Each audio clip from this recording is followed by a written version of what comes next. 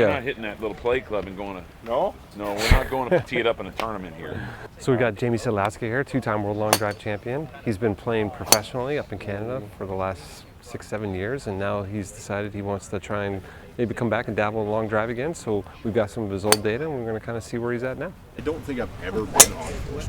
It's the most important. In the last 5 years, I think we've learned more about creating power from the ground. Under and under and wheel load. There you go, buddy. Send it. 206 again, 206.5. 206.5. 39. 139. We do the force plates. If the force plates look good, but there's still a speed problem, then we go to 3D to see where you're losing it. Right. But if the force plates are a problem, we start there anyway, because we got to get the force into your body. After one or two more, I want to get data. I don't want you to get tired. Let's let the doc do his work. Let's go in the lab. It's still Jamie Sadlowski, right? One of the best swings in the game. He doesn't have a huge build, but his ability to create clubhead speed is just a superpower that he has, and I'm really excited to see what it's going to look like in the lab. Double plate ready. Interesting. Okay, let's see. Look where peak vertical is. That's crazy. And Jamie, remind me, are you a more information or less information kind of guy? I'm a whatever you think I need to know kind of guy. But what's interesting is horizontal's last. Before I say something, let me just look at a couple things real fast. Right comes in late, so he's a right push late. He doesn't really drive off the right. He starts swinging out and then drives right late.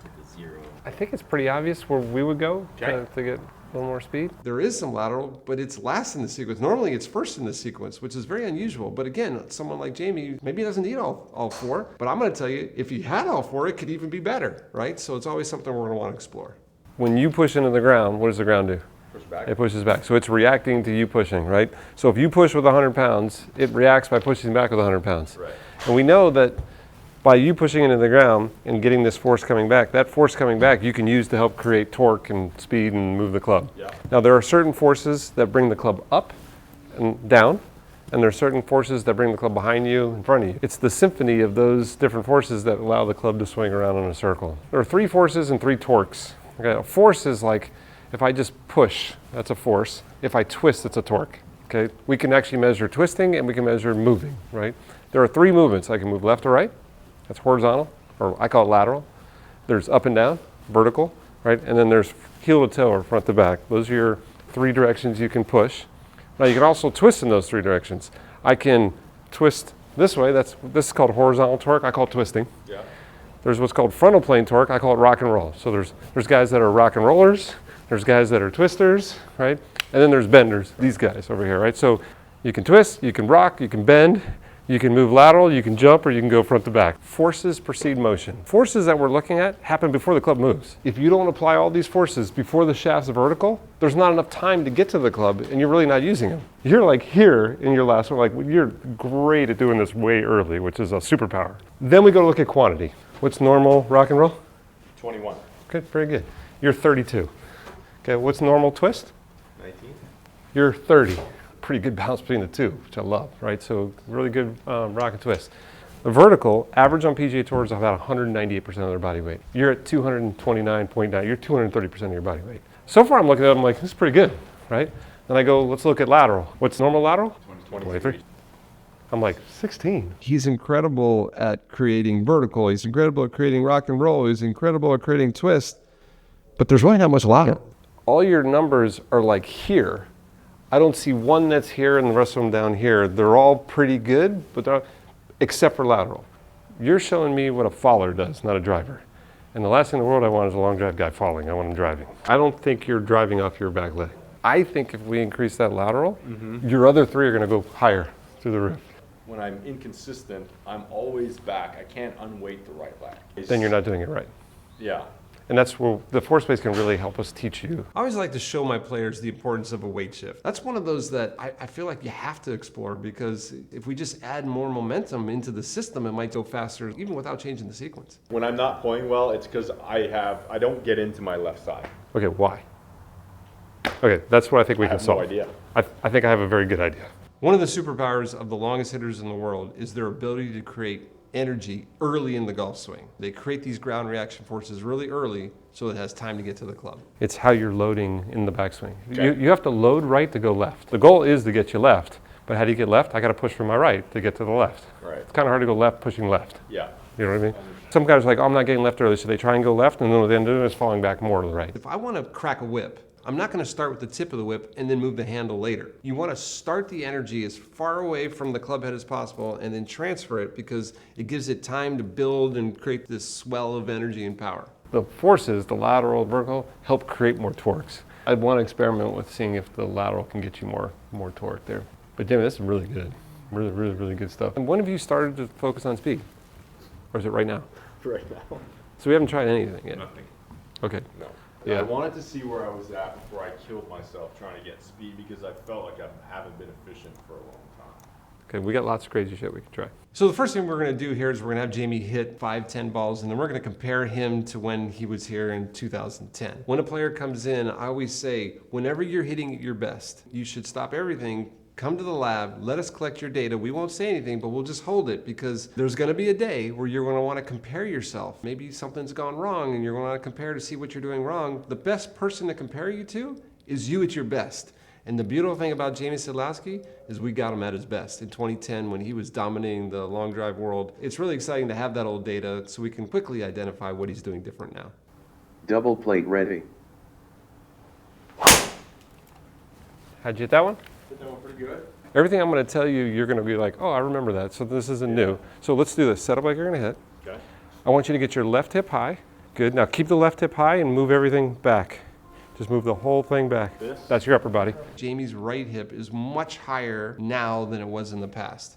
That leads to that downward attacking angle, descending angle, leaning left that we really don't want to see with our big hitters. Left hip's high, and then you're going to move the whole thing back, keeping the left hip high.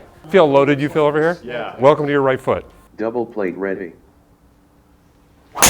Right hip is higher throughout his swing, and he used to lift up a little bit more. Really important for long drive to lift up so you can unload your vertical, help drive your arms. We're going to experiment with that a little bit. There's only 3 ways to hit a ball farther. Power is force times velocity. You can apply more force. That means make you bigger, push stronger, gym, force. Second way is velocity, move your arms faster. The third way is apply that force and velocity for more time. The higher your arms go away from you, the more time you have to apply this force. The more time you have to apply this force, the more speed you can create. Okay. Double plate ready. This is the value of old data. It's so important to have old data. Your old swing, by the time you got up here, it moves up 2 inches. The one you just did was 0.6. Okay, so we can go up. You can go double. Jamie used to elevate slightly. One of the things that's important before you jump is what we call unloading. Elevating, lifting up, gets the handle farther away. It actually helps them unload in the vertical part of their golf swing. When you squat before you jump, you actually take the weight on your body and how much weight you're applying to the ground and you reduce it. When you reduce or unload your weight, when you hit the ground, you actually hit harder and it actually makes you jump higher.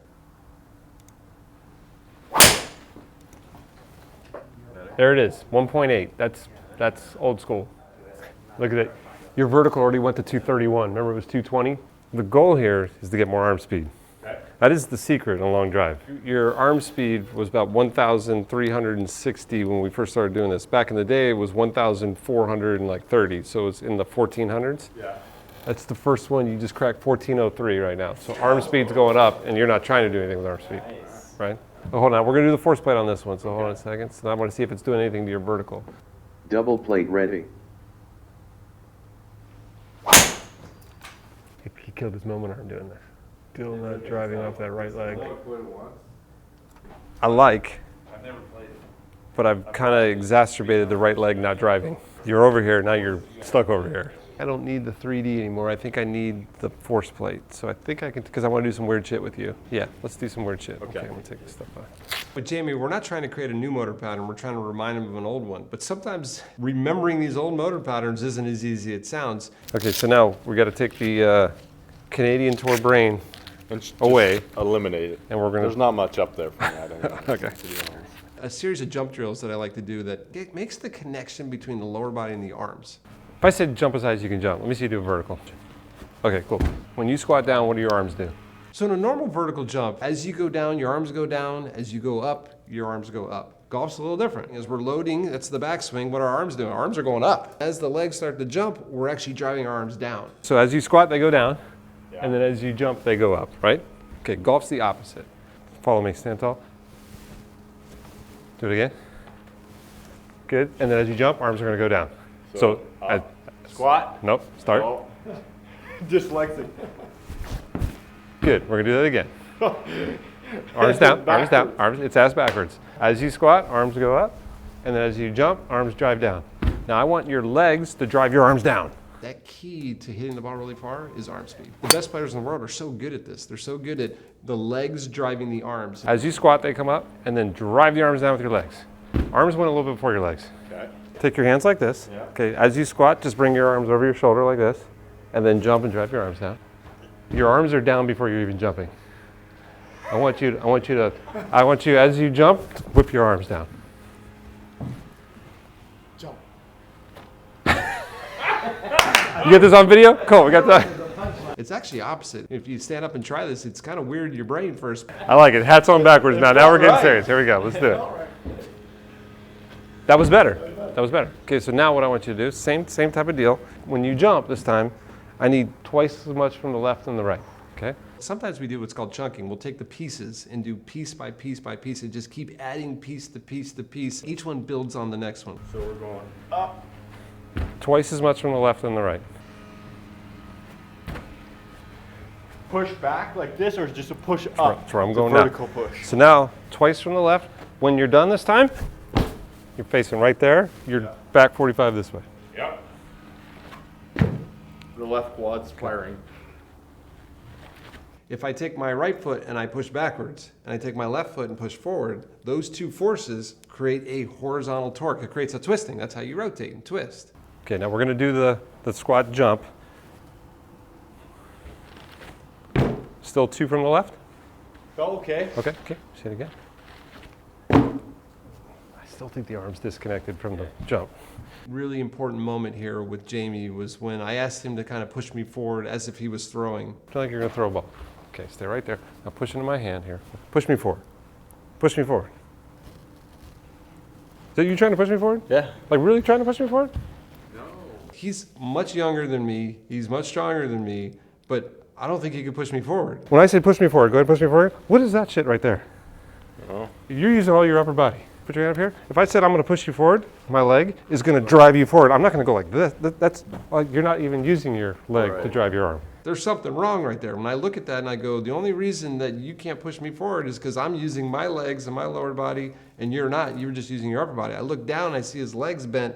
That is not a great way to create force from the handle. It's almost like the handle's cracked and you're trying to push with the tip of the whip. I shouldn't be able to hold you at all, right? Yes. If you're going to punch me, you better punch me like, if you punch me like this, it's not going to hurt. Right. Right? Do the. Yes. Are you doing that in your swing? No. The whole point of the ground reaction forces is to drive your arms. Right. I think they're asleep a little bit. I don't think they're connected as much. I want you to feel your leg pushing me over. That was different. Yeah. Did you hear that?